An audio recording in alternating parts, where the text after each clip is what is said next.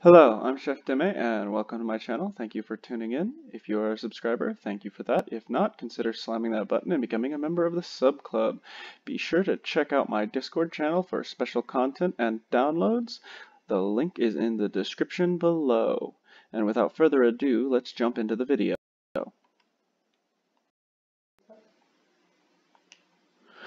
For today's video, I wanted to do something different. So I proposed a challenge across social media I called Bring Me Your Build.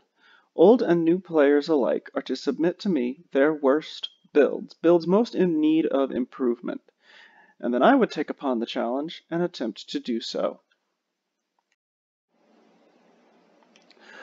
The rules of the challenge are quite simple.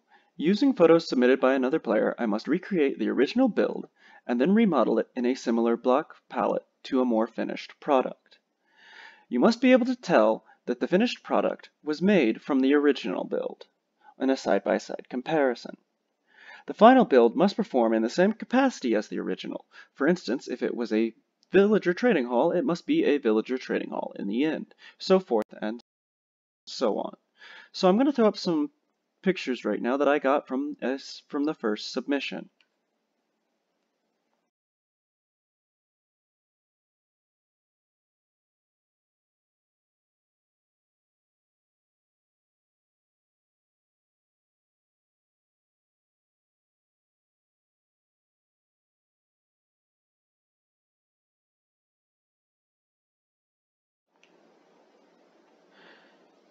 Using the images provided, I recreated this. I think I was pretty on point to the original project.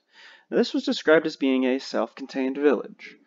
The first floor was villager jobs, the second floor was animal farms and 3 villager jobs.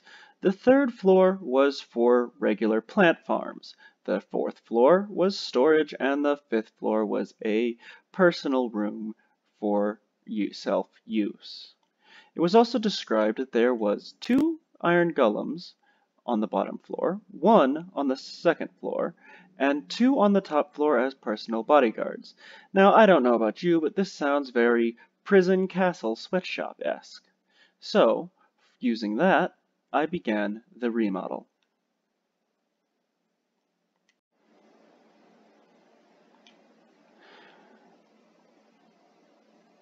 Alright, and here we are, folks, with the remodel. I did a bunch of landscaping and path making just so that it would add to the overall aspect of the build. I just felt it needed something to tie it together. It felt just flat laying around on its own. But so what we have going on here is I took some cyan terracotta and I took each corner and did a V, it's 2, taking 3 blocks total. And then I framed around it with some more of the quartz. I figured a contrast of color was really what this build needed. A little more cyan terracotta there, and I hung all of the lanterns on dark oak fence posts. Added some dark oak support beams along the build to break it up, because it just had way too much solid flat walls going on. Now, I didn't do too many modifications either. I brought in the wall by 1 space right here to give it even more depth to it, and over here added some more support. Once again, as you see, I lowered the overall amount of lanterns, and I had them all hanging off of the fence posts for a better decoration and pop. This side is almost exactly the same as the original, with just small variations. Once again, I added these poking out to the sides to give it more shape. Some gutters so that the water will flow off, not that that really matters in Minecraft, but, you know, these different things that bring your build to life. Now, let's take a look on the inside.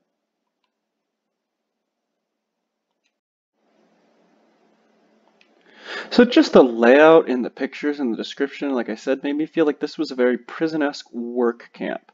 So I took the 2 iron golems he said were on the bottom, and I made them as door guards, like in a police station, as you'd come in. Now, you come in here and you have the villagers all set in the little prison-esque type situations. I built it this way so that you could access the villagers in here and actually trade with them. without having to open the doors or let them go, so forth and so on. It really adds to that prison appeal and the fact that it still functions to trade in the same fashion as the other one. Now let's move on to floor 2. That was 3 jobs and animals.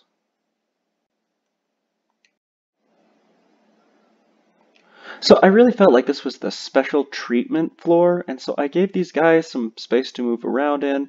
They're in their own form of general population with their own special guard, and I thought it turned out kind of nice. I mean, yeah, it's a little bland for the sleeping area, and I have to say this floor kind of turned out bland. But then over here, I added in the cows and the pigs. I made some automatic sheep shearers so that that's hard to say, automatic sheep shearer. Say that 10 times faster. So I made these sheep shearers up here so that it would just automatically, as you're hanging out, shear all the wool off the sheep. And then I added some polar bears over here, because I mean, let's face it, you gotta have some swag, and nothing's more swag in Minecraft than some polar bears. I made some automatic chicken cookers over here. They haven't really gone off so much yet, but they're decent designs. They'll function. Once again, the automaticness of it means you don't ever have to do anything. Very convenient. Now let's go look up at the farms.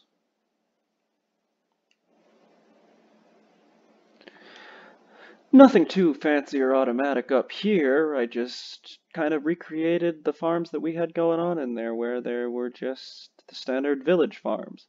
Though I did them with a little bit of flair, as I do with everything. Then we have some automatic sugarcane farms over here so that you can collect your sugar. The sugarcane grows, the observer observes it, it knocks it off with a piston in the back. Same on the other side. You can access them smoothly. I added carrots over here. Netherwort because oops, need to fix that up. Netherwort because I didn't really see any netherwort in the pictures, and that's kind of a key item there. And now let's move on to the next floor, storage. Much like the other floors, I took some artistic license here, and I added in some furniture to hold in some of the storage and have all this storage just spread out a little bit. And a little enchanting area over here. This is nice because you can come in and enchant your stuff on this table, and it just kind of goes with the rest of the storage. These little shelves here just make it look decent, you know, just great ways of hiding away your storage. You don't have to do it exactly like this, and there was not really enough room to do anything automatic, or I would have done item sorters and stuff like that, but for now I think it turned out quite nicely. And the moment you've all been waiting for, let's go to the main room.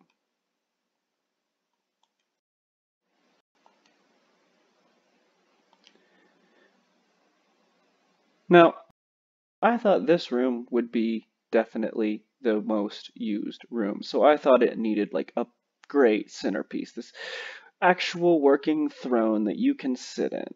I think that's just great. And I added these fire for effect because, you know, this is the hangout room. So I added a nice little table here with a tablecloth in the center, the 2 guards on either side, and a nice little chandelier going on. You have your anvil here, you have your workbench here, nice little decoration of a turtle's egg here, a little extra storage for your personal items, and this is the point where you'll be having your meetings with people. All in all, I think this all turned out great. And finally, the piece de resistance. As they say, go big or go home. No build is complete without some fancy lighting, and that's exactly what we've got here. Automatically changing with the time of day.